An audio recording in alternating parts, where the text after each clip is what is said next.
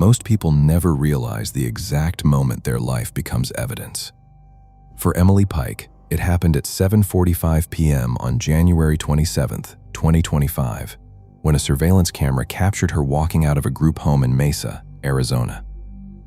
14 years old, pink shirt, gray sweatpants. No backpack packed for a new life. No sign anyone watching understood this footage would later be replayed frame by frame by detectives. She moves through the camera's view the way thousands of teenagers do every night, head slightly down, shoulders tense against the cold. One more child stepping into the dark beyond a parking lot light. And then, she is gone. Not the kind of gone that ends with a misunderstanding. Not the kind that ends with a relative finding you safe 2 towns over. The kind that stretches across 17 days. 17 days where investigators still cannot publicly account for every hour of where Emily Pike was, who she was with, or when exactly the situation around her turned deadly. For more than 2 weeks, the last confirmed proof Emily was alive was that silent surveillance footage. A child walking away alone. Then Valentine's Day. More than 100 miles from Mesa, near Globe, Arizona, a group of hikers noticed black contractor trash bags scattered off a dirt turnout near State Route 188. According to investigators, the bags appeared exposed to the elements. Not deeply hidden, not professionally concealed, simply left in rough desert terrain among brush and loose rock. Inside them, authorities found human remains, and the remains belonged to Emily Pike. The 14-year-old girl from the surveillance footage. The girl who had repeatedly run from placement facilities before. The girl who, in earlier police body camera footage, could be heard crying and saying she did not want to go back. By then, the missing persons case had become a homicide investigation.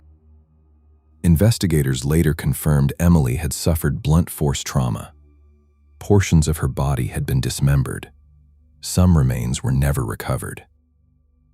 And suddenly, the most terrifying part of the case was no longer where she was found, but the 17 silent days between the moment she disappeared into the night and the moment someone abandoned her in the Arizona desert.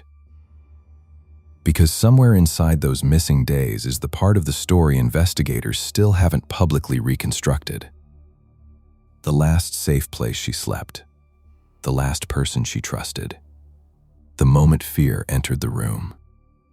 And according to people who knew her, Emily may have already been trying to warn adults that something around her was wrong. Welcome to the Hidden Chapters, uncovering the truth behind every crime. Before Arizona knew her name, Emily Pike was a teenager from the San Carlos Apache Reservation. Family members described her as artistic and soft-spoken. She liked drawing, painting, small creative projects that made her seem younger than the circumstances around her. At the time she disappeared, she was living in a Mesa residential group facility located more than 2 hours from her family and community. By then, running away was already documented behavior. Police records show Emily had previously left placements before being located and returned. Staff members knew she was vulnerable. Authorities knew she had a history of leaving facilities unsupervised. And over time, repeated runaway incidents can create a dangerous kind of normalization. The urgency fades. The reaction slows. People begin expecting the child to come back. But hindsight changed the meaning of certain moments forever. In police body camera footage from an earlier recovery, Emily can be heard crying in the back of a patrol vehicle. Not angry, not combative, afraid. At one point, she tells officers she does not want to return. After her death, those words landed differently, because they no longer sounded like a teenager resisting rules. They sounded like someone trying to explain fear without knowing how to fully describe it. Before we continue, take a second to subscribe if you're interested in long-form true crime investigations. It helps the channel, and it allows us to keep bringing attention to cases like this. When Emily left the facility on January 27th, the first several hours became critical. Investigators later confirmed there was no evidence she packed supplies or prepared for a long-term disappearance. Detectives also found no indication she had formally arranged transportation before leaving. That detail matters. In cases involving vulnerable runaway minors, experts often point to the first 24 to 48 hours as the period where risk escalates most rapidly. Exposure to trafficking, coercion, violence, predatory adults, or unsafe temporary shelter arrangements. Somewhere after Emily walked away from that building, the publicly known timeline fractures. Authorities have not released a complete reconstruction of where she stayed, who she communicated with, whether she moved voluntarily between locations, or whether someone intercepted her shortly after she left. And for 17 days, almost nothing publicly surfaced.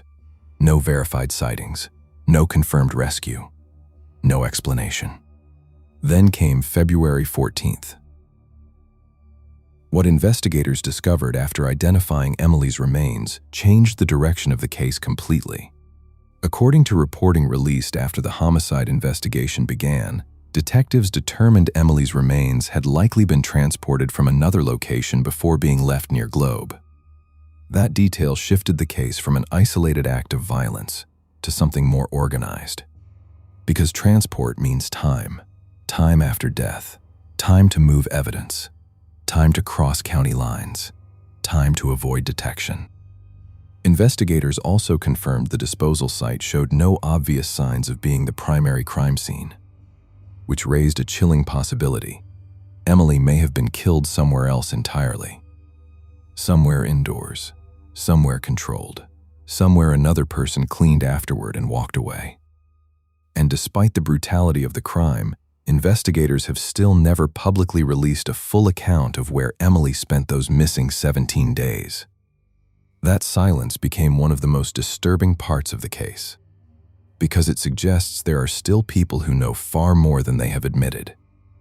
People who may have seen her alive after January 27th. People who may know where she stayed. People who may know exactly when the violence began.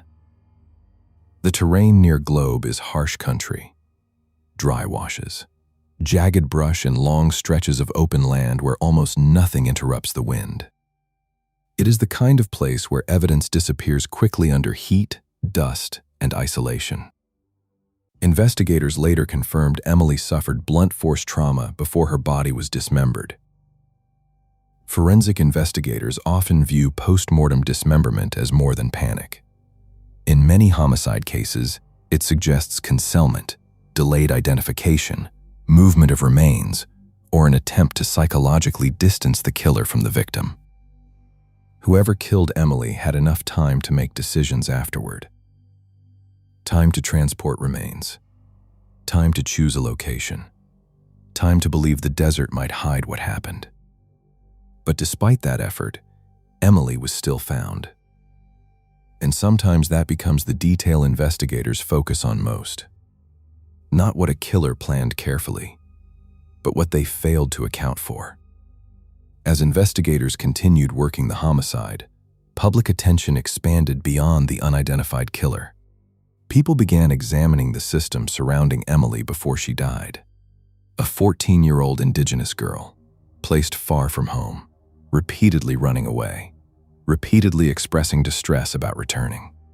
For many Native families across Arizona, the case felt painfully familiar. Emily's death became part of a larger conversation already affecting Indigenous communities for years. Missing girls, overlooked warning signs, fractured coordination between agencies, and vulnerable children falling into gaps large enough for predators to enter unnoticed. Her case became both personal and political, not because policy mattered more than Emily, but because once people examined the timeline, one question became unavoidable. How many opportunities existed to interrupt this before it became a homicide investigation? The placement system. Prior police encounters. Repeated runaway incidents. The lack of continuous monitoring after she disappeared. No single decision explains Emily's death. But some true crime cases become devastating precisely because they reveal how multiple smaller failures can quietly align before one final act of violence occurs. This remains the darkest section of the case. The days between January 27th and February 14th are still filled with missing pieces investigators have not publicly explained. Did Emily stay with someone she trusted? Was she moving between locations? Was she being controlled? Did anyone try to help her? Did anyone realize she was already in danger? At some point during those 17 days, Emily encountered lethal violence. And somewhere in Arizona, another person still knows exactly how those final days unfolded. That is what continues haunting the investigation. Because forensic evidence can document injury. It can document movement. It can document death. But it cannot fully document fear. It cannot recreate the final conversation, the final car ride, or the moment a 14-year-old realized she was no longer safe. Those moments may still exist only in human memory. Someone carries them. Emily Pike was only 14 years old. That fact should stop people every single time it is said. 14 still belongs to unfinished childhoods. Drawings left on bedroom floors, changing moods, impulsive decisions, plans that assume tomorrow exists. It also means every adult system around you carries responsibility for keeping you alive long enough to grow older. Today, Emily's death remains larger than a single homicide investigation because it left behind two separate questions. Who killed her? And whether enough was done before that became possible. Her story now exists in vigils, investigative files, public pressure, and unresolved evidence spread across multiple jurisdictions. But underneath all of that is something much simpler. On January 27, 2025, a 14-year-old girl walked out of a building alone. Somewhere during the next 17 days, she disappeared from the protection of every adult system around her. And by Valentine's Day, all that remained was a desert crime scene, black trash bags in the Arizona dust, and a timeline investigators are still trying to piece back together. Because the most haunting part of the Emily Pike case is not only how she died, it is how long a child could vanish before the full weight of danger finally became visible.